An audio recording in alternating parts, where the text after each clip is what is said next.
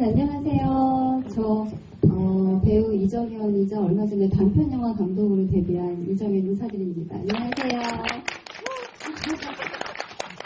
되게 그래도 많이 와주셨네요. 너무 감사해요. 영화 잘 보셨죠? 네. 네. 제가 오늘 모더레이터를 하게 된 이유는요. 옆에 앉아있는 우리 이승재 감독님이 저희 중앙대 영화학과 후배기도 했고요. 대학원 수업 하나를 같이 들었었어요. 그래서 수업 시간 때 좀 이렇게 알고 지냈는데 이 수업 때도 보니까 분석력이 너무 뛰어나가지고 되게 궁금했어요. 이 감독님 작품이. 근데 이제 뭐 단편 영화 때부터 항상 좋은 결과가 있었지만 이번 허밍 영화에서도 이제 그 모더레이터를 좀 부탁한다고 연락이 왔는데 거절할 수가 없었어요. 그래서 네, 그래서 이렇게 제가 뭐 어떻게 조금이나마 도움이 됐으면 해서 저 모더레이터 처음 해보거든요. 근데 어떻게 해서든지 도움이 되고 싶어서 이렇게 자처해서 오게 되었고요. 아무튼 오늘 잘 부탁드리겠습니다. 감사합니다. 네. 자, 먼저 우리 감독님부터 소개 부탁드릴게요. 네. 안녕하세요. 저는 허밍 연출한 이스트입니다. 반갑습니다. 안녕하세요. 허밍에서 민영을 연기한 김예지입니다. 반갑습니다. 안녕하세요. 허밍에서 미정역 연기한 박세윤입니다. 반갑습니다. 네, 안녕하십니까. 소연 역할을 연기했던 김철윤이라고 합니다. 참고로 방금 인사해주신 남자 주인공 성현 씨는요. 우리 이승재 감독님의 단편 영화 미조에도 남자 주인공으로 나오셨고요. 이승재 감독님의 페르소나입니다. 다시 한번 박수 부탁드릴게요. 먼저 저 되게 궁금한 게 있었어요. 이게 저예산 독립영화잖아요. 그죠? 단편 영화도 보통 3회차에서 5회차 찍으면서 정말 너무너무 힘들어서 중간에 도망가고 싶을 정도인데 과연 어떻게 찍으셨는지, 총 몇 회차 하셨는지 굉장히 궁금합니다. 네. 우선은 이 영화가 졸업영화로 찍게 됐었어요. 근데 처음에는 좀 단편 영화로 좀 시작을 했었어요. 네, 원래는 미정 인물이 좀 등장하지 않았었어요. 성현과 그리고 민영이라는 그 두 인물이 말 그대로 그 미정의 대사를 이제 추적하는 그 씬만 있었었는데 이제 미정이라는 인물을 시나리오에서 매력을 좀 발산하기 위해서 좀 추가해야 되지 않을까에 대해서 점차 그렇게 디벨롭이 됐었는데 그러다 보니 이제 장편의 포맷이 된 거죠. 근데 결국 이 이야기는 그렇게 좀 장편의 포맷을 저는 해야 된다고 생각을 했었던 것 같아요. 그런 부분에서 회차는 이제 저예산에서 6회차로 촬영을 했었고 6회차요? 네, 장편인데? 이거 진짜 대단한 일입니다. 6회차로 장편이 나왔다는 거는 이거 진짜 리틀 홍상수 감독님이신데 와 6회차에 와 네네네 6회차로 촬영을 이제 했는데 그러니까 원래는 이제 7회차를 예정을 했었어요. 그런데 이제 그 촬영을 하게 되면서 생각보다 그렇게 많은 쇼트나 이런 것들이 필요치 않겠다라고 생각했던 부분들이 있었어요. 시나리오도 이렇게 퇴고가 되고 그래서 이제 6회차로 최종적으로는 됐던 것 같아요. 네. 이 영화에서 알리고 싶었던 메시지 같은 거는 뭐였어요, 감독님? 네. 조금 영화에 대해서 좀 이야기를 드리면 이 영화는 원래 그 공간에 대한 이야기를 하고 싶다는 생각에서 좀 출발을 했었어요. 이제 중앙대학교 그 녹음실 자체에 어떤 장비를 비롯해서 그 공간의 시스템이 한 번은 망가진 적이 있었어요. 그래서 그 공간을 다 바꿔야 되고 리모델링을 해야 되는 순간들이 있었는데 왠지 모르게 그 공간에 대한 연민들이 생기는 거예요. 그 공간이 지닌 역사, 맥락, 그리고 여기를 거쳤던 사람들과 그 상황들 그런 것들이 그냥 무수히 저한테 주마등처럼 스치더라고요. 그래서 결국은 그 공간에 대한 이야기를 하고 싶지 않았나라는 생각이 들었고 그럼에도 불구하고 우리가 결국은 거기서 어떻게 나아가야 될 것인가에 대한 이야기를 했던 것 같아요. 왜냐하면 이 삶은 또 불가항적인 시lud들이 좀 있다고 좀 생각을 했던 것 같거든요. 왜냐하면 거기서 우리가 그런 시스템과 구조 속에서 뭔가 바꿀 바꿀 수 없는 소시민일 수도 있는 거고, 소시민인 거고, 그렇다 보니, 그러면은 결국 우리는 이제 무엇을 해야 될 것인가. 마지막에 그 이야기를 하고 싶었던 것 같습니다. 여러분 혹시 단편 영화 미조 보신 분 있으세요? 네네. 미조에서도 그렇고, 허밍에서도 그렇고, 제가 보고 느꼈던 거는 죽음이라는 게 공통적으로 나타나는 것 같아요. 그 의미나 무언가가 있나요? 결국은 제가 좀 많이 느꼈던 사건이 하나 있었던 것 같아요. 제가 학부 때 이제 동기 누나가 이제 극단의 선택을 했었던 사건이 있었거든요. 결국은 이 사람과 내가 얼마나 친한가, 그리고 그런 어떤 이 사람을 결국 삼자로 인식하게 되는 순간들이 생기게 되더라고요. 근데 결국 생각해보면 그게 저는 잡념이라고 생각이 든 거예요. 그러니까 조금 말이 좀 두서없이 가게 되는데, 저는 결국은 그 살아있는 사람들에 대한 이야기를 해야겠다 생각을 했던 것 같아요. 그런데 그 시류에서 탈락하고 그 사람들을 이제 기리고 하는 그 그리움의 어떤 그 중요한 가치성에 대해서 결국 계속 이야기하고 싶어 하지 않았나 이런 생각이 들었고, 그러다 보니까 이제 그 미조 그리고 허밍도 내가 이 사람과 얼마나 친했는가에 대한 생각에서부터 시작을 했던 것 같아요. 결국 앞서 말했던 그 단편 영화 같은 경우도 사실 가족도 아니고 뭐 직장 동료라고 말하기도 되게 애매한 관계이거든요. 그렇다 보니 좀 거기서부터 좀 고민하고 생각하고 하는 것들을 좀 이야기하고 싶지 않았나 생각합니다. 다시 허밍으로 돌아와서요.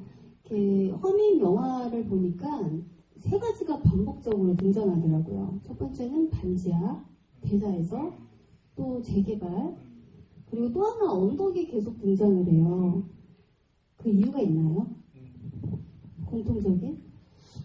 결국은 이제 그런 거였던 것 같아요. 결국 이제 좀 저희가 소시민이고 제가 많이 접하게 되는 그 일상적인 공간에서 생기는 아이러니에 대해서 이야기하고 싶었다 보니까 결국 저도 이제 국사봉이라는 공간, 동작구와 그 관악구 그 중간 사이를 이제 살면서 겪게 된 아이러니적인 순간들을 많이 봤던 것 같아요.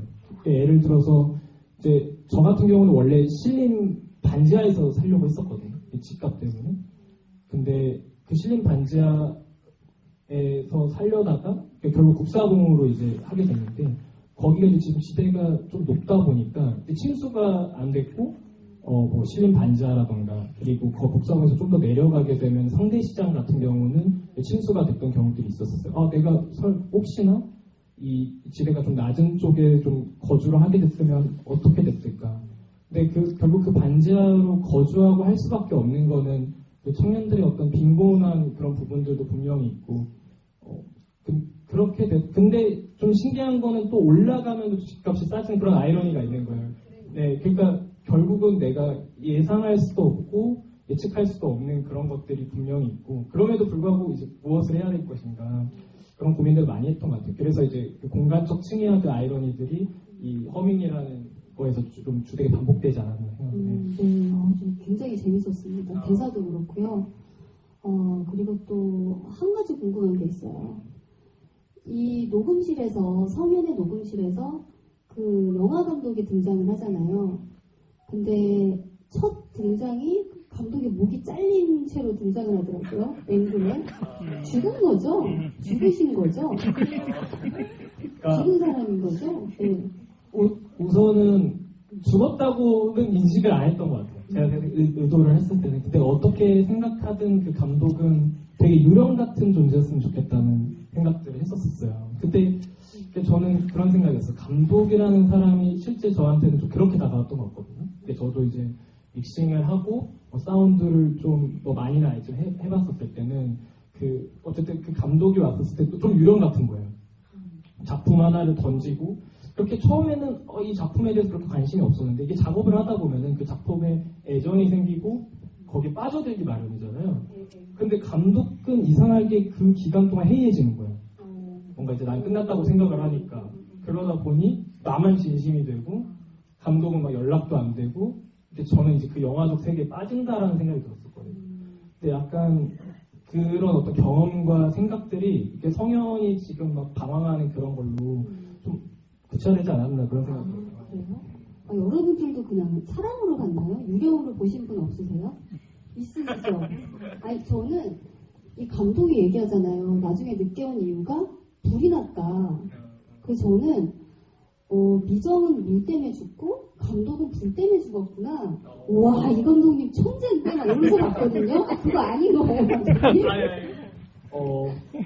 이제 그러니까 의도라기보다는 좀 그렇게 생각하시는 분들도 많지만 이렇게 물로 돌아가신 분과 불로 돌아가신 분들을 좀 다 접했다 보니까 그랬던 것 같아요. 그 당시에도 이제 제 주변에서 실제 이태원에서 화재가 한번 크게 일어난 적이 있었거든요. 바 같은 데서. 그리고 어쨌든 물과 불이라는 어떤 속성이 다른 것들로 인해서 정말 인간은 정말 무기력하게 그 불로도 다 죽을 수 있는 존재라는 생각이 들어요. 그러다 보니까 그렇게 좀 배치를 하지 않았나. 네. 알겠습니다. 그 영화가 시작되고 이제 타이틀 제목이 뜬 다음에 이제 미정이 영화 내에서 첫 연기를 시작하잖아요. 그때 쓰레기 더미가 보여요. 쓰레기 더미 하나를 그냥 찍으셨더라고요. 그 의미가 있나요? 없나요, 감독님? 시청이세요? 다 의미 있게 넣으신 거 아니에요? 네, 사실 영화에서 모든 걸 다 이제 의미 있게 넣기라는 쉽지는 않잖아요. 네. 그래서 사실 그 쓰레기를 넣었던 건 아주 단순하게 그 공간이 가지는 어떤 이미지를 어떻게 비춰줄 수 있는가 항상 생각을 하는 것 같아요. 처음 스타트가. 네. 근데 저한테는 이 육사봉이라는 공간 자체가 되게 밝으면서도 좀 사람들이 느끼기에는 뭐 이런 허름한 데가? 약간 이렇게 생각이 들었는데 이제 그 찍었던 공간 자체가 이제 또 발전의 벽화도 있고 막 그러니까 그래서 그 쓰레기를 좀 굳이 찾아서 찍었던 것 같아요. 그래서 그것도 좀 감각적으로 그때 찍었었던 것 같아요. 막 제가 이 쓰레기는 막 정말 필요한 쇼트야 이러면서 찍었던 건 아니었던 것 같고 촬영 감독님한테 선배도 그런 순간 있지 않아요? 아니, 저는 다 의미를 넣지 않고. 어쨌든 저는 그게 되게 좋았어요. 네, 그게 너무 좋았어요. 좋았고요. 그 한 가지 또 궁금한 게 있는데요. 미정이 녹음 부스에 들어가서 되게 즐거워하잖아요. 즐거워하다가 이제 갑자기 소리가 안 들리니까 뭐 두려워하면서 갑자기 성현에 대한 호칭을 감독으로 바꾸잖아요. 근데 또 성현은 굳이 자기 감독 아니라고 또 바로 잡아주잖아요. 그 어떤 의미예요? 어떤 의미로 그런 대사를 하신 거였어요? 배우님이 좀 네, 성현 씨. 네. 승기 씨가 할아버지였던 거. 감독님 말씀을 승기 해주세요. 씨가 네, 되게 궁금했어요. 예, 좀 성현의 방어 기제가 있다고 생각해요. 사람마다 가지는. 근데 네네네 그때 이제 저는 생각보다 그 호칭에 되게 예민했던 것 같아요. 그래서 이 사람과의 그 거리감을 규정했을 때 호칭이라고 해야 될까? 예를 들어서 이제 뭐 선배에서 그 다음 호칭으로 갔었을 때 생각보다 제가 무례해질 수도 있겠다는 생각이 드는 거예요. 너무 좀 생각이 편하니까 그 태도에서도. 근데 성현은 그 나름대로 현장의 경험과 그 많은 사람들을 만나다 보니까 거기서 좀 방어 기제로서 좀 작동하지 않았나 좀 생각이 들고 예를 들어 이제 미정이 너무나도 접근하게 되면 본인이 뭐 어떤 생각을 할지도 모르고 좀 저도 약간 그 배우랑 할 때도 약간의 거리감이 있어야 한다고 생각하는 것 같아요. 왜냐면 제가 실수를 할 수도 있고 그러니까 그래서 그게 호칭에도 좀 반영이 되지 않나? 라는 생각하면서 그리고 서현배도 그렇게 생각하시지 네, 그런 거 같습니다. 아니, 저는 그 성현 캐릭터가 너무 재밌었어요. 왜냐면 진짜 녹음 기사님들 성격이 대부분이 다 성현 같거든요. 녹음 기사님을 어떻게 그렇게 잘 표현을 하셨어요, 감독님? 뭐 예를 들자면 녹음실 바닥 젖으니까 음료 들고 들어오지 말라고 하든지 뭐 그런 것들이 굉장히 재밌었어요. 그 성격이 다 보이니까. 예. 우선은 이제 돈이 없을 때 이제 녹음 알바로 좀 나갔었어요. 이제 그러다 보니까 그 녹음 기사님들의 어떤 성격 그리고 좀 괴랄한 좀 코미디 유머스러운 그런 부분들이 있었거든요. 그리고 약간 엄청 거리감이 있다고 생각이 드는데 생각보다 그 반경에 가까워지면은 또 친근하게 해주시는 그런 면들이 좀 귀엽다는 생각이 좀 들었어요. 그래서 제가 항상 현장 갈 때 가장 눈에 갔던 게 녹음 기사님이었다고 느낀 게 이상하게 저는 녹음 기사가 가장 현장에서 소수자 같거든요. 그러니까 약자 같다. 맞아요. 항상 혼자 다니시고 뭐 외롭게 있으시고 근데 무언가를 계속 들으시니까 들으시고 굉장히 또 예민하세요. 맞죠, 근데 맞죠. 그걸 너무나 잘 찍어주셔서 굉장히 좀 너무 재밌게 봤었어요. 저런 배우님이 잘 네, 해석을 연기를 해주셔서 너무나 잘하시는 것 같아요. 네. 제가 감독님한테만 계속 질문해서 우리 배우님들 너무 친절하셨죠? 제가 배우여서 알아요. GV 때 질문이 안 오면 너무 지루하더라고요. 이제 배우님들한테 질문 가보겠습니다. 먼저 우리 미정 연기한 배우님부터 캐스팅 어떻게 되었는지부터 좀 어려웠던 점은 없었는지 그리고 캐릭터 집중할 때 어느 점을 좀 이렇게 중점적으로 집중적으로 연기를 했는지 궁금해요. 네. 캐스팅은 그 영화를 찍기 전년도 가을에 감독님께서 가을인가? 그 긴팔을 입고 다닐 즈음에 감독님께서 그 인스타그램 DM으로 연락을 주셨었어요. 그래서 시나리오를 보내주시고 그냥 뭔가 같이 하고 싶어서 연락을 보냈다는 말보다는 그냥 배우님을 찾았었고 그냥 미성 역을 한번 읽어봐 주실 수 있는 간단한 메시지를 함께 왔었던 것 같아요. 그래서 저는 시나리오를 좀 가볍게 읽었었는데 너무 저는 재밌더라고요. 그래서 감독님이랑 이제 만나서 그 이야기를 나눴는데 너무 저는 시나리오가 매력 있는 만큼 감독님도 되게 매력적인 사람이구나. 되게 아는 게 많으시고 되게 전달력이 좋으시고 되게 재밌었던 것 같아요. 대화하는 시간. 현장에서도 매력이 있었어요?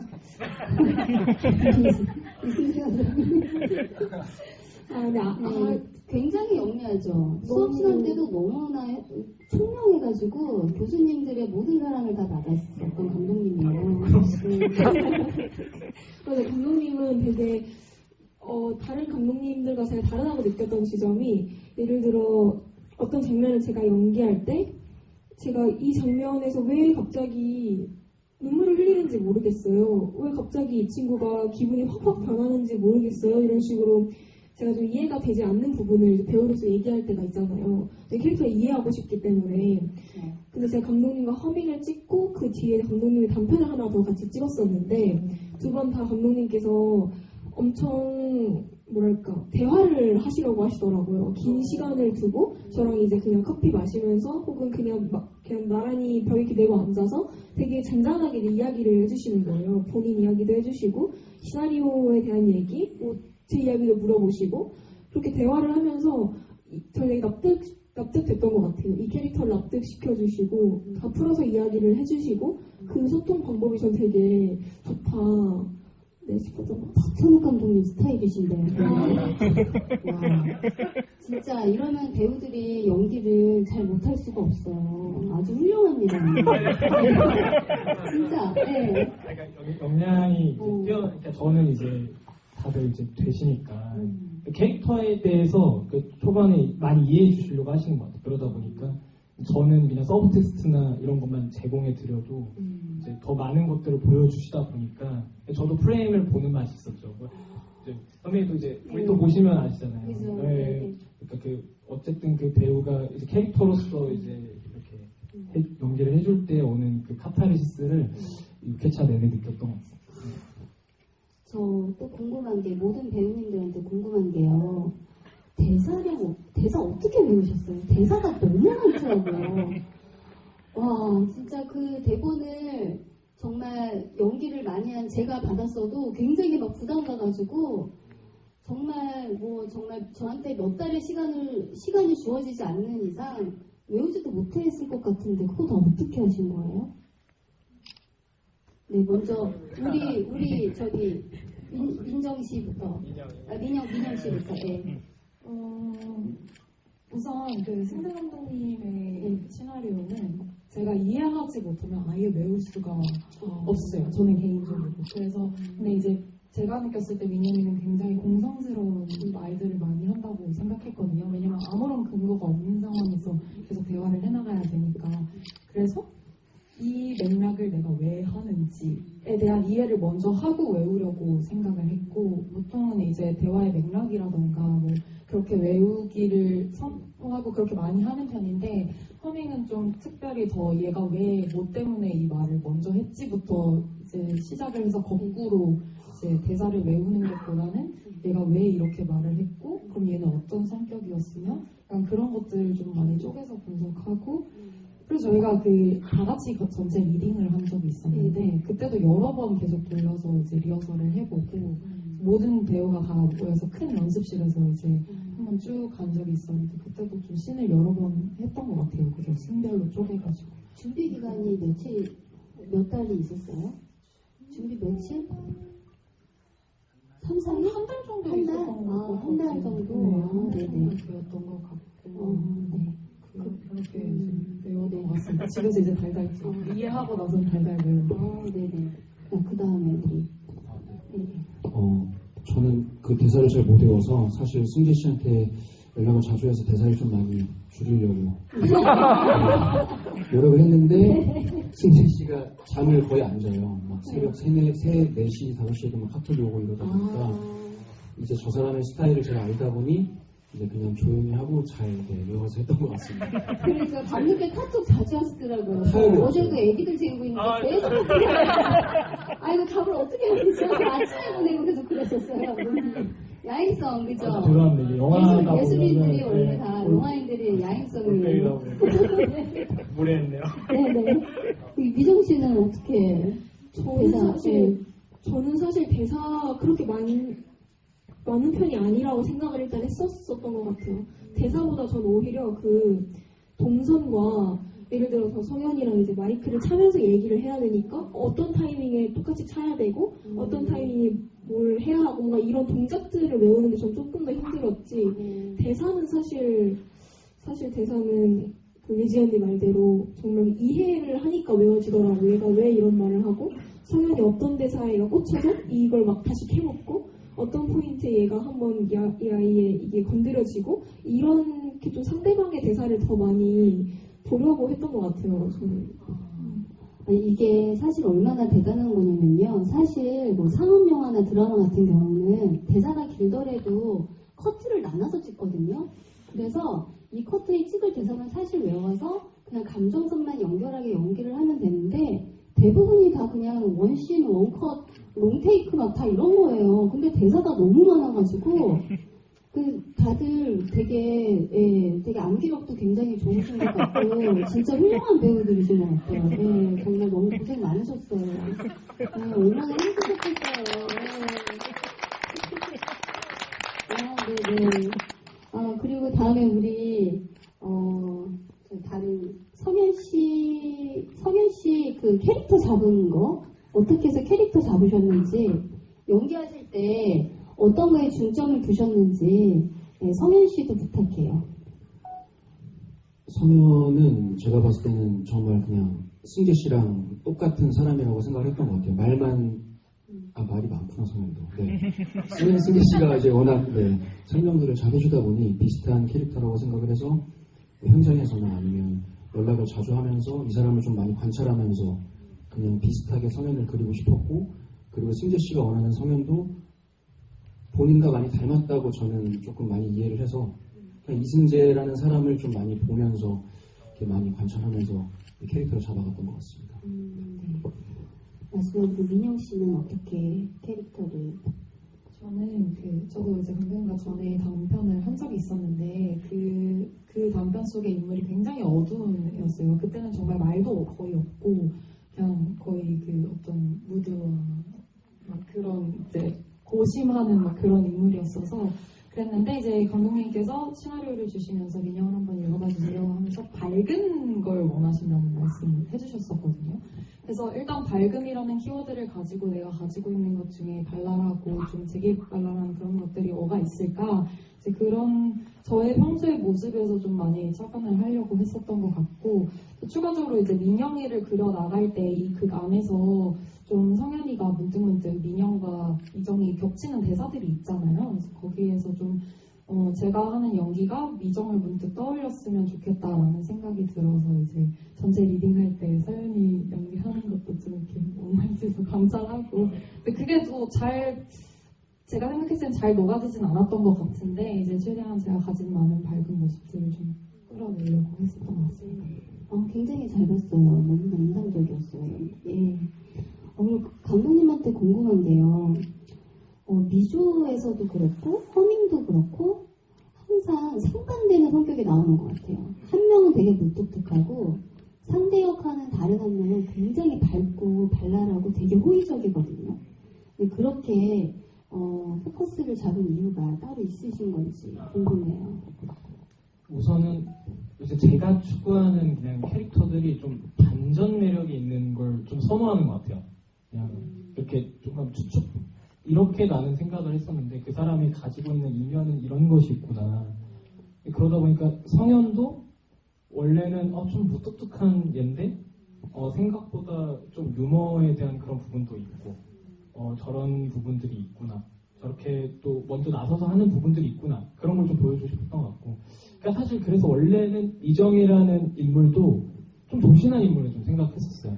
그러니까 말수가 좀 적고 좀 그냥 이야기를 하는 그거였는데 사실 이제 서윤 배우님을 만나고 이제 서윤 배우님이 해석한 이제 이정이라는 인물이 나왔던 거죠. 그래서 원래는 굉장히 조용한 인물이 춤을 추는 그런 이미지를 처음에 생각을 했는데 되게 그러면 처음에는 이제 걱정을 약간 했었어요. 거기서 오는 반전 괜찮을까? 라고 생각했는데 오히려 저는 그게 이제 개연성을 확보할 수 있는 부분이지 않나라는 생각이 드는 거예요. 서영 배우가 연기한 미정이면은 무인 아이스크림 가게에서 춤을 출 수 있을 것 같다라는 생각이 그냥 저는 드는 거죠. 그래서 춤출 때 정말 저도 춤추면서 너무 즐겼는데 항상 이제 서영 배우랑 그때 한번 영화를 같이 본 적이 있었는데 춤추는 장면 나올 때 둘 다 스스로 내리더라고요. 저도 안 내릴 거라고 스스로 이제 생각을 많이 했는데 제가 늘 내리더라고요. 무튼 그랬습니다. 네. 그 음악, 하우스 음악, 클럽 음악 같은 거 되게 좋아하시는 것 같아요, 감독님. 맞아, EDM을 좋아합니다. 그러니까요. 네, 그래서 EDM을 항상 넣나 봐요. 미조에서도 그 경비 아저씨가 EDM 듣잖아요, 그죠? 공통적이네요. 제가 그러니까 뭐라 해야 되지? 그나마 좀 위안을 얻는 게 신나는 음악 항상 들어요. 그래서 항상 헤드셋을 끼고 안 듣나요? 와는 바꿔 오래간 신나는데 와는 진짜 오래간에서 꼭 부릅니다. 네, 한번 하우스 버전으로 한번 리믹스 해주시면은 제 플레이리스트에 넣겠습니다. 아무튼 일단은 사실 이 사람이 이 음악을 작업했을 거라고 생각하는 그런 부분도 있었던 것 같아요. 그래서 성현이 작업한 어떤 하우스 음악도 저는 그 하우스 음악이 되게 마이너하다고 생각을 했던 것 같아요. 그래서 잘 안 된 프로듀서라 좀 생각을 했는데 그 음악에 춤을 춰준다는 게 창작자로서는 엄청나게 의미 있는 부분이라고 생각을 하거든요. 그래서 이정의 춤이 성현한테는 이제 그런 감정이 하나쯤 느끼지 않았을까라는 생각을 하면서 했던 것 같아요. 그 안무 지도하시는 분이 있었어요? 그냥 혼자 했어요? 이정 씨가? 네. 그러면 아마 저는 영화 못 찍겠다고 쓸 수 있을 정도로 롱테이크를 찍으신다고 하길래 되게 걱정을 많이 했는데 그 굉장히 유명하신 댄서분을 한테 수업을 받을 수 있는 기회를 주셨어요. 그래서 1대1로 연습실에서 춤을 배웠었습니다. 감독님도 같이 춤 배우셨어요. 그러면서요, 감독님? 쿠키 영상 넣어주시지. 그럼 큰일 날 것 같아요. 임치라서. 근데 보통 서현님 그 선이 좋으세요. 육회차밖에 안 됐지만 진짜 너무나 준비 아주 탄탄히 잘하신 것 같아요. 감사합니다. 네. 그러니까 이렇게 장편이 완성된 거죠. 그죠? 원래 춤도 처음엔 터팅을 생각했었어요. 시나리오에서 정확히 터팅이라고 이제 나와 있는데 그때 아마 터팅이 안 됐다고 이제 네, 선생님께서 이제 1시간쯤 수업하시고 터팅은 제가 이제 불가능할 것 같아요. 커팅이 뭐죠? 몸을 이렇게 관절을 꺾으면서 그런 거요? 네, 그래서 그게 저한테 이제 서윤 씨한테 이게 좀 불가능할 것 같다는 판단을 내려주셔서 그나마 이제 제가 학교 입시를 할 때 현대무용으로 입시를 했어서 그나마 좀 선을 쓰는 걸로 바꿔주셔서 아, 현대무용 하셨어요? 아니 저는 연기과를 나왔는데 특기로 연기과 시험 볼 때 이제 특기를 현대무용으로 가져갔어서 다행히 좀 선생님께서 맞춤 수업을 해주셔서 가능했어요. 선생님이 좀 맞춰주셨어요. 그러니까 여러 시안들을 주셨는데 저도 터팅 보니까 너무 어려울 것 같은 거예요. 네, 그래서 그때 서윤 배우님의 이제 가장 잘 소화할 수 있는 장점을 이제 극대화시킬 수 있는 이제 안무로 그때 맞춰준 거죠. 성현 배우님은 어떠셨어요? 그 안무씬 찍을 때 아주 홀딱 반해서 바라보시더라고요. 좀 민망해서 밖에 있었던 것 같아요. 서윤 씨가 불편할 것 같아갖고 저 딸 때도 그냥 상상해서 이렇게 보고 그랬던. 근데 네, 정말 홀딱 반하신 것처럼 연기 너무 잘하셨어요. 네, 그래서 영화 보는 내내 집중이 잘 됐습니다. 따로 감독님 뭐 영향 받은 감독님이나 작품이 있나요? 있었나요? 근데 이게 사실 이렇게 얘기하면 생각보다 홍상수 감독님 영화 같다는 얘기도 막 듣긴 했지만 실제 홍상수 감독님 영화를 되게 좋아해요. 그리고 홍상수 감독님 영화가 생각보다 좀 촬영 좋다는 생각이 많이 들거든요. 근데 이상하게 그래서 그때 의도하지는 않았는데 생각보다 영향을 되게 많이 받은 것 같다는 생각이 많이 들더라고요. 예를 들어서 뭐 소설가의 영화라던가 뭐 탑도 되게 좋아하거든요. 그 공간에서 되게 단순한데 한 공간의 어떤 층이나 그리고 그 공간에 따라서 그 인물의 관계가 바뀌는 것들은 되게 잘 표현한다고 생각해요. 그래서 사실 제 개인적으로는 이 영화도 신발신으로 찍었어야 했기 때문에 홍상수 감독님 영화의 필모를 대부분 다 봤다 보니까 그 영향들이 좀 있지 않았나 생각이 좀 드는 것 같아요. 네. 다시 배우님들한테 질문 넘어갈게요. 촬영하면서 힘든 거 없으셨어요? 많이 힘들죠? 많이 열악하죠? 독립영화가 진짜 열악해요. 저도 앨리스도 찍어보고 했잖아요. 저희는 아침 먹을 그 제작비가 없어서 아침도 막 굶고 그랬었어요. 그래서 막 제가 아침 사서 막 준비해주고 했는데 그러지는 않았나요? 감독님이 밥 잘 사주셨어요? 기억이 밥은 잘 먹었던 것 같아요. 제가 또 하나 기억나는 게 촬영을 하다가 중식으로 한식 뷔페를 간 게 처음이었어요. 그 기억나세요? 그 한식 뷔페를 가가지고 저희가 밥을 먹는데 반찬이 진짜 종류가 거의 10개가 넘어가는 한식 뷔페에 갔었던 거예요. 그래서 원래 주말에 영업을 안 하시는 데인데 PD님이 따로 섭외를 하셔서 했었다. 그래서 되게 어쨌든 이제 기술 스태프들도 다 든든히 드셔야 하니까 다들 막 계속 리필에다가 드시고 막 이랬던 게 기억이 나요. 힘들었던 거. 괜찮아요. 말씀하세요. 바쁜 배우니까 잘 이해해요. 마음속으로는 오케이인데 감독님이 계속 다시 가자고 괴롭히셨다든지 그런 거 없었어요? 그런 거는 별로 없었던 것 같고, 오히려 감독님께서 오케이를 너무 빨리 이제 내셔서 저는 이제 성현이랑만 계속 붙다 보니까, 근데 이제 둘 다 두 번째, 세 번째 이렇게 작업을 한 경험이 있다 보니, 그 감독님의 말이 이제 또 달병하시기도 하지만, 되게 이제 이야기를 하는 그 의중을 이제 파악하기가 이제 저희가 농담 삼아서 승재어라고 이제 막 하면서 이제 이게 무슨 의미일까, 뭘 얘기하고 싶으셨던 걸까 이런 걸 좀 파악을 할 수 있는 편이었어요, 둘 다. 그래서 이제 그런 거에 대해서 같이 디렉션 받고 같이 이제 슛 가기 전에 리허설할 때 이야기를 나누면 이제 세팅 다 하고 완전 그 액션을 가기 전에 이제 철현 오빠랑 좀 대화하고 그 애드립 때문에 조금 어려웠던 기억이 있었던 것 같아요. 컷을 안 하셔서 계속 이제 흘러가긴 해야 되니까 네네네. 어떻게 이제 이 상황을 뭐 정적으로 갈 수도 있겠지만 이로써 좀 어떻게 이거를 컷할 근데 때까지 되게 이렇게 컷 안 하면 막 설레고 막 신나지 않나요? 저는 되게 그랬어요. 저는 배우를 연기할 때 박찬욱 감독님이 그렇게 하시거든요. 컷 잘 안 하시고 이제 그 이후에 어떻게 연기하나 계속 보세요. 근데 배우로서는 막 너무 신나더라고요. 저는 신나지 않았나요? 짜증났어요. 막. 근데 예지 배우님이 애드리브가 더 좋아요. 그런 것 같아요. 진짜. 네. 네. 왜냐하면 뭔가 예상치 않았을 때 오는 그 표정과 그런 어떤 행동들이 있는데 저는 그게 너무 좋은 거예요. 그래서 그때 이제 아이스크림 사가지고 그 언덕 한번 오를 때 있었잖아요. 그것도 아마 그 컷 타이밍을 많이 또 치고 이제 길게 갔었죠. 근데 아마 제 생각에는 제일 당황하셨을 타이밍이 그 타이밍이었을 것 같아요. 아니에요. 버스 정류장 하는 곡이었는데 사실 그 애드립에 대한 에피소드가 있는데 여기는 어디 슈퍼 앞에서 여기는 원래 슈퍼가 있었어요. 막 이런 대화를 이제 하는 장면에서 대화는 이미 그 전에 끝났는데 컷을 안 하시고 롱테이크 이게 또 롱샷으로 멀리서 찍다 보니까 앵글에서 나갈 때까지 계속 이제 흘러가야 하잖아요. 그래서 아무 말이나 막 했거든요. 성심슈퍼. 근데 제가 진짜로 성심여고를 나왔어요.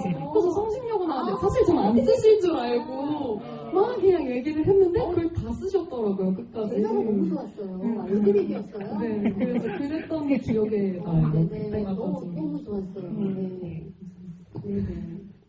그리고 우리 다른 배우님들 성현 씨부터 힘든 거 없었어요? 이거는 약간 좀 TMI인데 미조를 찍을 때 네. 정기 선배님께서 네네. 단편을 그래도 한 200~300편 찍으셨다고 하셨는데 네. 승재 씨가 리허설을 좀 굉장히 많이 하더라고요. 그 선배님이 저한테 오셔갖고 이렇게까지 해야 돼? 했던 기억이 나서 그쵸 선배님 좀 제가 봐도 너무 많이 가는 것 같습니다 라고 얘기했던 기억이 나는데 네네네. 그래서 촬영장에서 편하게 연기를 했던 굉장히 완벽주의시네요, 감독님. 더 좋은 걸 보고 싶은 마음인 것 같아요. 왜냐하면 충분히 이제 더 좋은 걸 보여주실 수 있는 이제 배우님들이시니까. 저는 좀 근데 이제 또 무책임하게 그냥 기다리고만 있으면 안 된다고 좀 생각을 하다 보니까 좀 제 나름대로의 어떤 방금 말씀하신 승제어라고 해야 되나요? 그런 부분들로 좀 이야기를 많이 하셨는데 듣기로는 이제 철은 배우님, 애지 배우님이 그 승제어를 해석하려고 많이 노력을 하셨다. 저는 전혀 몰랐거든요. 미정 씨는요? 저도 좀 이렇게 현실적인 힘들었던 점은 아무래도 독립영화 찍는 분들은 다 공감하실 것 같은데 화장실 문제가 아무래도 이 야외 로케가 좀 많고 그러다 보니까 오히려 녹음실 찍을 때는 저기 중앙대학교 녹음실이라서 편하게 화장실을 몇 층 다 이렇게 나눠져 이렇게 갈 수 있었는데 야외 찍을 때는 주로 이제 어떤 건물에 하나 있는 곳을 가야 하는데 갈 때마다 이제 피디님께 말씀드린 키를 가져가야 하고 또 언덕이고 또 화장실에 한 칸씩 있고 또 이러다 보니까 이게 또 스태프분들도 이제 다 가셔야 하는데 어떤 차례를 기다린다거나 갈 때마다 항상 문이 잠겨 있다거나 이런 되게 휴지가 빨리 동난다거나 이런 현실적인 문제 때문에 약간 항상 어디 촬영장을 독립영화 촬영장을 가면 저는 화장실을 먼저 확인을 해요. 어디일까 위치를 먼저 가보고 그 주변에 뭐가 있는지 확인을 하고 부족한 게 있으면 채워달라고 부탁을 드리는데 근데 이제 이승재 감독님 영화 촬영장은 그 화장실을 2군데인가 넉넉하게 3군데까지도 위치를 알려주실 때가 있더라고요. 여기 누가 계시면 여기 가시고 있으면 또 여기 가셔도 돼요. 이렇게 다 알려주시길래 너무 배려를 받은 기분이라 너무 감사하고 네, 최고. 제가 좀 죄송했던 게 그러니까 이제 거기가 좀 화장실 마땅치가 않다 보니까 그래서 이제 어쩔 수 없이 제 집을 이제 개방을 했었어요.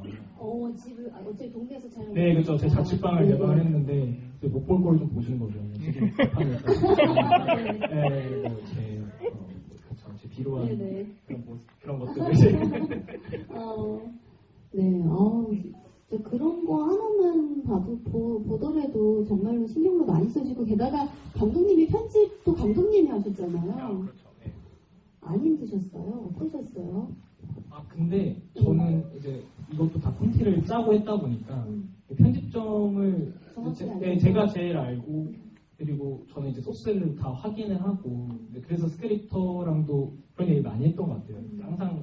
항상 직관적으로 얘기하려고 하고 이거는 여기 쓸 거고 이건 여기 쓸 거야. 그러다 보니까 편집 시간은 그렇게 오래 걸리지 않았던 것 같아요. 감독님이 어디 상업영화 현장에서 일을 하셨던 적이 있었나요? 그러니까 지원으로만 갔지. 그러니까 이제 무슨 작품에 어떤 지원이요? 이제 뭐 그렇게 이제 완전 상업보다는 저예산 작품들로 좀 했었었고 거기서 네. 너무 잘하셔서 궁금해서 그래요. 네, 어쨌든 저는 이 영화 자체가 저예산이고 적은 회차로 영화를 진행할 수밖에 없는 한계를 충분히 수용해야 되다 보니까 이제 편집 과정에서도 좀 더 확실하게 제 스스로 질문을 많이 던지려 했던 것 같아요. 그래서 배우님들과도 리딩을 꽤 오래 했었을 거예요. 아마 제가 기억하기로는 처음 배우님 기준으로는 뭐 저희가 3, 4개월 정도는 만났었어요. 네, 그렇다 보니까 이제 저한테는 거의 1년을 할애했던 거죠. 네, 그래서 편집도 저희가 이제 2주로 이제 찍었었거든요. 격주로 찍었었는데, 그러니까 이제 3일 찍고 편집을 하루 이틀 하고 해서 공유를 다 해줬었어요. 근데 이제 저도 놀랬던 게 1시간이 나오는 거예요. 그러니까 3회차 분량. 그래서 촬영 배우님도 되게 놀라시면서 이게 되는구나. 이게 항상 원래 이제 단편 버전을 장편으로 만들고 싶어 하셨던 이제 또 공신자라고 해야 될까요? 많이 또 얘기를 해주셨고 이제 도움을 주셨어요. 그래서 그렇게 된 거죠. 제작비는 얼마였어요? 궁금해요. 이게 사실 이제 프로덕션 버젯은 영진이에서 이제 제가 한 1,800 정도 받고, 그다음에 이제 동작구가 주된 배경이다 보니까 이제 동작문화재단에서도 이제 500 정도 받았었어요. 그래서 한 대략적으로 한 2,000만 원 내외에서 이제 좀 해결했었죠. 예. 잘하셨네요. 스태프들은 대부분 중앙대 대학원 친구들이었나요? 그렇죠. 학우분들. 네. 근데 사실 이 영화가 뭐 로케이션 비용이 뭐 많이 들거나 뭐 주된 소품이나 뭐 그런 게 많이 들지가 않다 보니까 저희가 이제 밥을 항상 잘 챙기려고 했었어요. 예. 저희가 식대가 그래도 한번 12,000원이었어요. 예. 되게 굉장히 밥은 왜냐하면 스태프들이 사전부터 좀 왜인지 모르겠는데 분노에 쌓이는 거예요. 잘 먹여줘야 돼요. 그래서 잘 먹여줘야 스트레스도 풀리고. 예. 아침부터 카페인 아메리카노, 아이스 아메리카노 바로바로 이렇게 쫙 나눠주시고 하셔야지 분위기 좋아지는데요. 그러니까. 저한테 연락하지 그랬어요. 제가 커피차 들고 갔을 텐데. 다음에 연락 주세요. 관객분들께 질문을 받을게요. 있으신 분들 손 들어주세요. 네, 저 뒤에 그 중앙에 주황색 옷 입으신 분, 네, 남자분.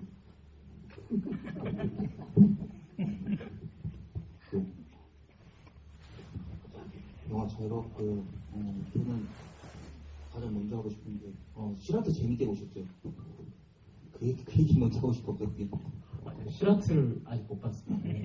왠지 시라트 좋아하실 것 같고요. 보면서 느낀 게 감독하고 배우하고 영화 찍는 사람들의 그 얘기를 잘 녹였구나 그 생각이 들었었거든요. 그래서 좀 재밌게 봤었고 질문 한 2개 정도 하세요.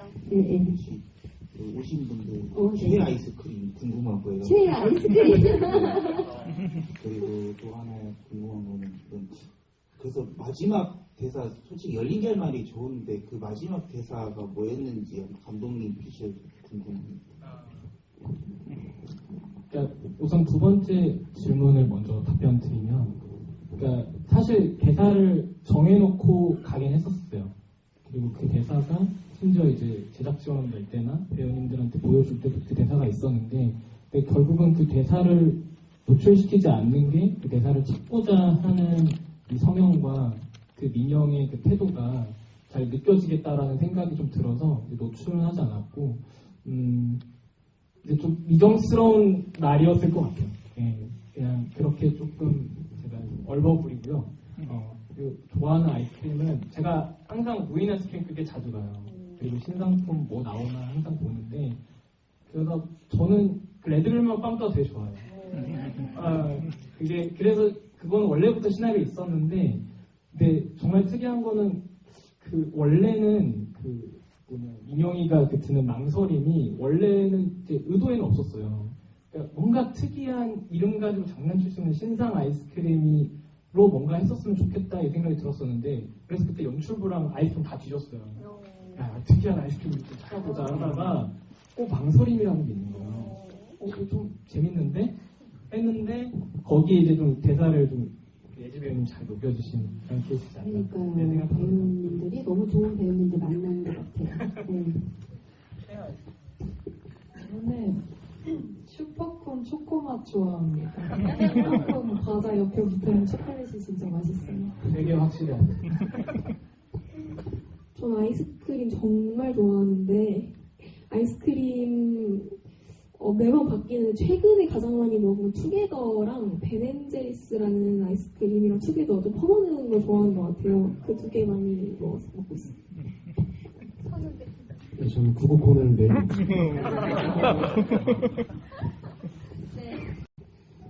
자, 다음 질문. 아까 계속 손 드셨어요. 네. 저는 이정 배우님하고 박소영 배우님한테 질문인데요. 이제 두 분 다 다른 사람에 비해서 비교적 좀 어린 나이에 좀 상을 받으시면서 주목을 받기 시작하셨잖아요.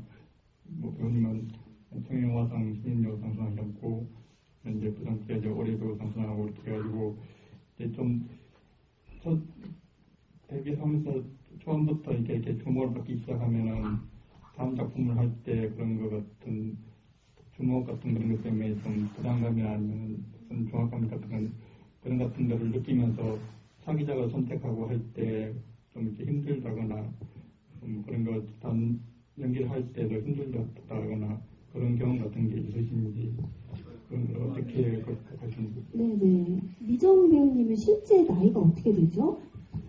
저는 올해 만 나이 말고 실제로 25살. 아, 성인이라서 정말 다행이네요. 저는 아역이어서 15살 때 상을 받았잖아요. 그러고 나서 다음 작품을 못 만났어요. 영화가 너무 하고 싶었는데 아역 그런 역할이 안 들어오니까 우울증이 오더라고요. 그래서 테크노와가 나온 거예요. 나중에 폭발이 되더라고요, 이게.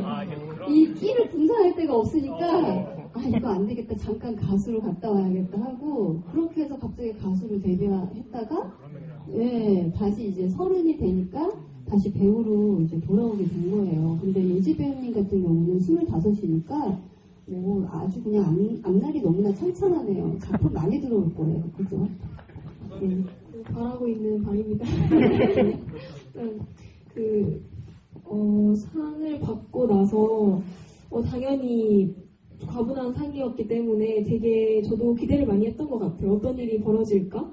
나한테 이제 어떤 작품이 내가 두드리는 것 말고 먼저 들어오기도 할까?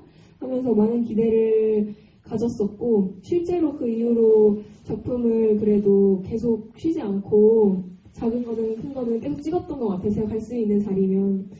근데 말씀하신 이제 그 다음에 또 어떤 역할을 연기해야 할지에 대한 고민은 여전히 하고 있는 것 같아요. 그건 답을 못 내렸고, 네, 아직은 어떤 역할이든 좀 제가 연기적인 부분을 발전시킬 수 있다면 가서 다 해보고 싶은 마음이 큽니다.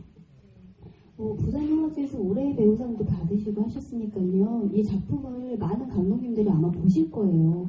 그러니까 보시고 또 좋은 그런 작품들이 많이 들어올 테니까 너무 걱정하지 마세요. 감사합니다. 자, 다음 질문. 네, 여기. 네.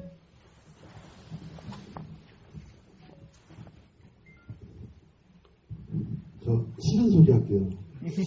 아까 말씀하실 때 예산이 1,500, 500에서 2,000 정도라 그래가지고 너무 깜짝 놀랐어요. 자동차나 뽑을 돈도 안 되잖아요. 그러면 밥도 먹었다 그랬지, 뷔페도 갔다 그랬지. 그러면 그거 다 빼고 나면 얼마 남았을까 생각해봤는데, 제가 봤을 때, 최저시급도 안 줬을 것 같거든요. 근데, 최저 지금 안 줬다고 제가 강조하는 건 아니고, 혹시 차기 작품 하게 되면은 차라리 일반 영화를 관람을 하기 위해서 우리 이승재 감독님 응원하시는 분들한테 펀딩을 받아서 좀 약간 예산 넉넉하게 해서 최저시급 이상 주면서 하면 좋겠고, 이 정도 했다면 이제 열정페이로 참여하신 거거든요. 지금 옆에 계신 배우님이나 이정현 대배우님한테 빚을 많이 줬어요. 그래서 다음에 혹시 좋은 작품이었으면 반드시 사람이라는 게 베푸는 것만큼 제가 또 갚아야 되거든요. 베푸세요, 감독님. 반드시 갚아야 됩니다. 이를 약속해 주시기 부탁드리겠습니다. 네, 또 그런 게 있죠. 저희 그 대학원을 졸업을 하려면 그 학생들이 어느 작품에 참여를 해서 도와줘야지 졸업이 되는 게 있어요. 그래서 아마 시급을 거의 그냥 안 챙겨주고 보통들 이렇게 참가를 많이 하긴 해요. 그렇게 해야 졸업이 되거든요. 좋은 시스템 같아요, 학교에. 저희들은 너무 힘든데. 네. 맛이. 맞아요. 네, 다음 질문. 네네. 다음 질문. 네. 여기 먼저. 네. 네, 영화 잘 봤습니다. 저는 한 가지 질문이 있는데, 그 미정님이 이제 대사를 할 때 애드립을 많이 하는데, 거기서 이제 애드립을 또 싫어하는 어머니가 있고, 감독 눈치를 보면서 이렇게 하는 씬이 이어지고, 이제 그거를 그 대사를 치면서 이제 민영님이 이제 그걸 유추하는 과정에서 좀 이렇게 어려운 게 나오는데, 혹시 그걸 찍을 때 뭐 롤모델 삼은 배우가 있다는 점 스토리에 대해서 궁금해서 좀 보겠습니다. 좀 경험이 약간 있어요. 그러니까 예를 들어 실제 그러니까 성인인데 그런 케이스들은 많이는 못 봤는데 오히려 이제 최근에 좀 경험을 했고요. 근데 이제 좀 영화 할 때 당시에서는 그 아역 배우가 있었는데 상당히 그 대사의 말 토시나 이런 것들을 다 바꾸는 배우였어요. 그래서 굉장히 감독이 스트레스를 받아하는 그런 배우였는데 저는 좋다고 느끼는데 그 감독이 원하는 어떤 그런 게 항상 다 있잖아요. 예, 이제 그런 것들을 이제 하는 그런 게 있었는데 최근에는 제가 작품을 하나 했었었는데 제 디렉팅이 이제 아예 안 먹히는 여배우가 한 명 있었어요. 제가 말을 했는데 완전 다른 것들이 나오고 그래서 실제로 뭔가 내가 감독 입장을 항상 미정 입장에서 생각했었거든요. 근데 갑자기 감독 입장을 이런 엄청 스트레스였겠다 라는 생각을 그냥 문득 하게 되는 거예요. 근데 어쨌든 저는 그런 생각이에요. 결국은 배우가 그 캐릭터가 되고 거기서 어떤 태도와 습관 그것까지 비언어적인 것까지 나와줘야 되잖아요. 그런 부분에서 제가 많이 그 캐릭터를 많이 구축하기 위해서 많이 대화하고 설득해야겠다라는 생각들을 근래 많이 했는데 저한테 한 번 더 경각심을 준 케이스지 않나. 네, 이거 좀 오픈 얘기입니다. 자, 다음 질문 하겠습니다. 여기 안경 쓰신 분? 네.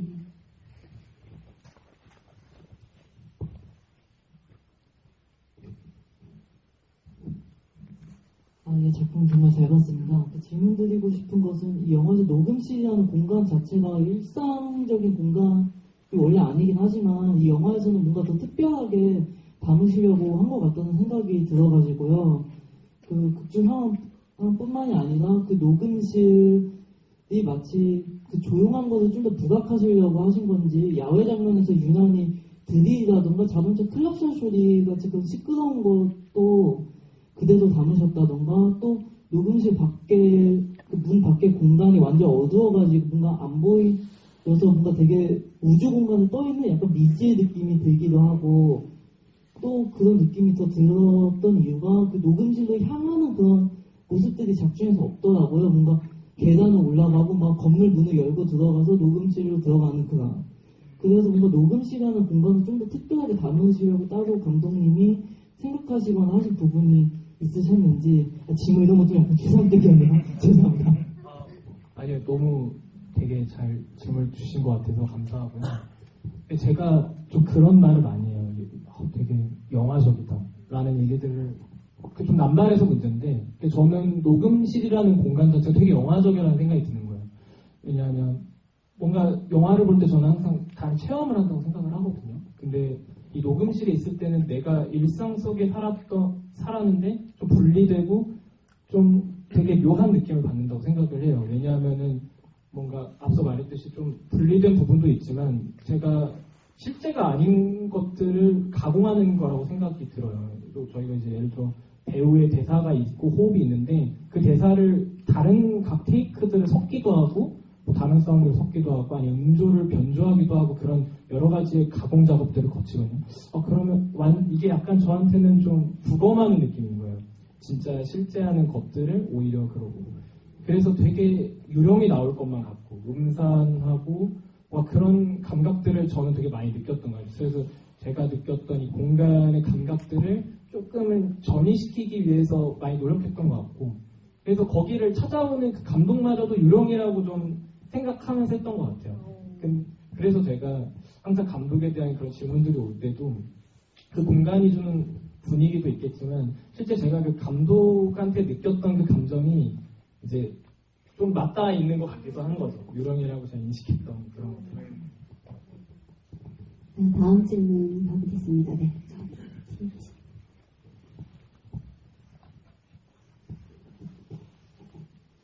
안녕하세요. 저는 영화의 상징적인 제목인 허밍이라는 것이 굉장히 흥얼거리는 자유로운 그런 콧노래라는 의미인데, 그래서 그런과 동시에 이제 특히나 철훈 배우님께서 하셨던 허밍은 되게 흐느낌, 굉장히 슬픈 느낌을 주기도 하는데, 배우님들이 이제 실제로 허밍을 하시면서 격중에서 허밍을 하시면서 굉장히 저는 영화를 보면서 이게 어떤 것들이 일어나는 것처럼 굉장히 좋은 느낌을 받았는데 배우님들께서는 어떤 느낌이셨을지 좀 궁금했습니다. 돌아가시면서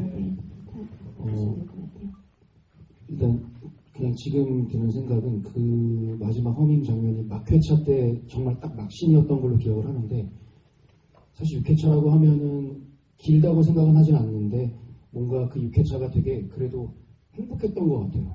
되게 많은 일이 일어났고, 그리고 승재 씨랑 또 그 전에 많은 대화를 하면서 많은 준비를 하고 찍다 보니까 그냥 그 공간에서 이제 이 영화라는 게 끝난다라는 게 조금 그냥 성현의 어떤 마음과 제 마음이 좀 섞여서 좀 어떤 그런 좀 이상한 마음들이 공존한 상태에서 제가 허밍을 하지 않았나 저는 생각이 듭니다.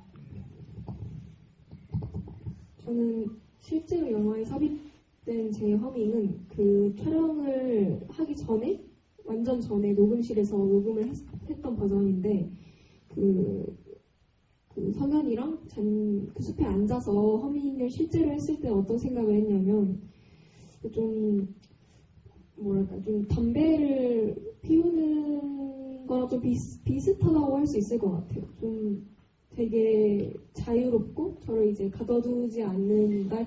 아무도 나한테 뭔가 가두지 않는 상태에서 저만의 허밍을 하는 거잖아요. 제가 만든 음악이고 제가 하고 싶은 대로 하고 아무도 그걸로 뭐라고 하지 않으니까 그 자체를 되게 즐겼던 것 같아요. 좀 소심하게 저만의 이걸 쌓아갔던 미정이만의 그런 자신만의 색과 자신이 내고 싶은 소리를 허밍으로 조금 소심하게 풀었던 거 아닐까. 약간 넋두리 같은 거라고 생각하면서 했습니다.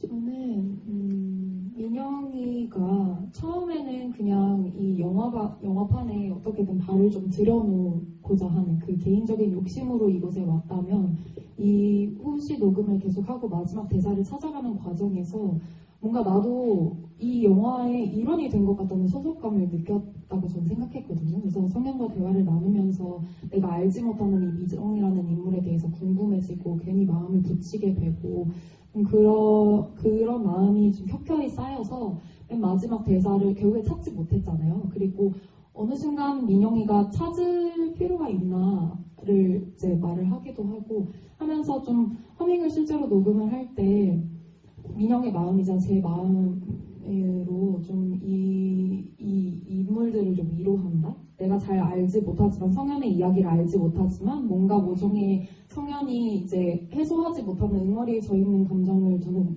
느꼈다고 생각을 했고, 위로를 전하면서 어딘가에 있을 미정이가 잘 지내길 바라는 마음, 그리고 나도 좀 힘을 얻게 되는 마음, 이런 것들을 좀 복합적으로 섞어서 잘 담으려고 했어요. 그래서 굉장히 음정도 정확하게, 호흡도 최대한 세지 않게 좀 잘 해보고자 하는 마음으로 녹음을 했던 것 같습니다. 자, 그러면은 질문 앞으로 하나만 더, 네. 지금 시간 관계상 질문은 이제 여기까지 해야 될 것 같고요. 마지막으로 우리 감독님부터 관객분들께 하실 말씀 있으면 부탁드릴게요. 우선 그 허밍에 하나 더 얘기를 하면은 이게 진짜 되게 신기한 것 같아요. 저는 원래 되게 일률적인 허밍을 좀 생각했었거든요. 근데 배우님마다 각기 그 다르게 허밍을 해석하는 걸 보고 좀 많은 생각이 들었던 것 같아요. 그만큼 캐릭터마다 다른 것이 있고 이 영화라는 것이 뭐 실제 사회도 그렇고 변수로 한가득인 것 같고 또 예를 들면 예지 배우님 같은 경우는 정말 제가 스탠다드로 제시했던 음악을 그대로 똑같이 따라하시고 그다음 소연 배우님은 뭔가 새로운 것을 창조하셨어요. 근데 되게 좋은 저도 흥얼거리게 만드는 그런 것들이 있었는데 이제 철은 배우님 같은 경우는 음정 이게 맞나? 처음에 약간 좀 피치하듯이 좀 보다가 근데 그 감정이 저한테 좀 느껴지시는 거예요. 그래서 아직도 생각이 나는 게 그 마지막 허밍할 때 원래 눈물을 안 흘리시는 걸 생각을 하는데 제가 끝까지 컷을 안 했던 것 같아요. 그러는데 그 눈물 한 방울을 흘리시는 거예요. 그래가지고 저는 또 눈치 없이 철은 배우님 옆에 가가지고 배우님 눈물을 흘리셨네요? 이런 거는 근데 철은 배우님도 공정하게 눈물 나더라고요, 승부씨. 이렇게 하는데 근데 그만큼 이 영화라는 게 이게 제가 생각하고 의도하는 대로 다 모든 게 이루어질 수는 없는 것 같아요. 사회도 그렇다 생각하고 저는 결국은 어떤 일률적으로 될 수 없는 그런 이야기들을 계속 영화라는 이미지하고 그런 것들로 계속 담아가려고 많이 노력하고 있거든요. 여기 있는 허밍 같이 좀 그러려고 많이 노력하겠습니다. 감사합니다.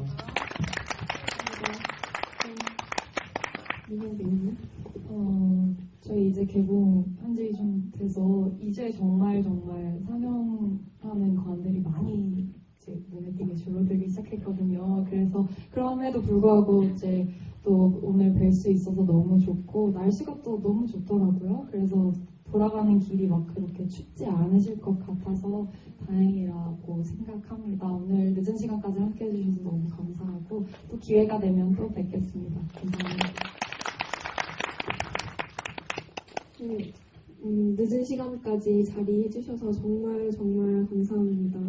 그리고 오늘 이정현 선배님께서 자리 보내주신 덕분에 정말 훨씬 탄회하게 다 배우로서의 뭔가 정말 현실적인 문제들도 이야기할 수 있었고 영화의 그 외적으로 되게 영화 찍었던 때가 많이 생각났던 것 같아요. 사실 꽤 몇 년 됐는데 새록새록 기억이 나는 걸 보니까 여전히 좀 허밍이 좀 더 오래 봤으면 좋겠다는 생각이 아직 좀 보내기엔 많이 아쉽다는 생각이 많이 드는 것 같아요. 그래서 여러분 그건 말씀드리는 것 같긴 한데 네이버에 한줄평 보셨다면 혹은 또 재미없게 보셨더라도 한줄평만 남겨주신다면 너무 크게 기쁠 것 같아요. 집 조심히 들어가시고 전 또 좋은 모습으로 뵙기 위해 열심히 준비하고 있겠습니다. 감사합니다. 최근에 왕가 사는 남자 보면서 극장이 가득 차서 굉장히 기분이 좋더라고요. 그래서 오늘도 와주셔서 너무 감사하고 관객분들이 계실 때 항상 저희가 존재하는 거니까 와주셔서 너무 감사합니다. 여러분 이렇게 늦은 시간까지 정말 너무나 감사드리고요. 많이 재밌으셨죠? 네, 정말 감사합니다. 근데 정말 이 허밍이라는 좋은 작품을 네이버에서 검색해보면 아직 관람평이 몇 개 없더라고요. 여러분들 꼭 돌아가시면서 관람평 꼭 부탁드릴게요. 아셨죠? 네, 감사합니다. 자, 그러면 오늘 여기까지 하고 마치겠습니다. 오늘 와주셔서 정말 감사드려요.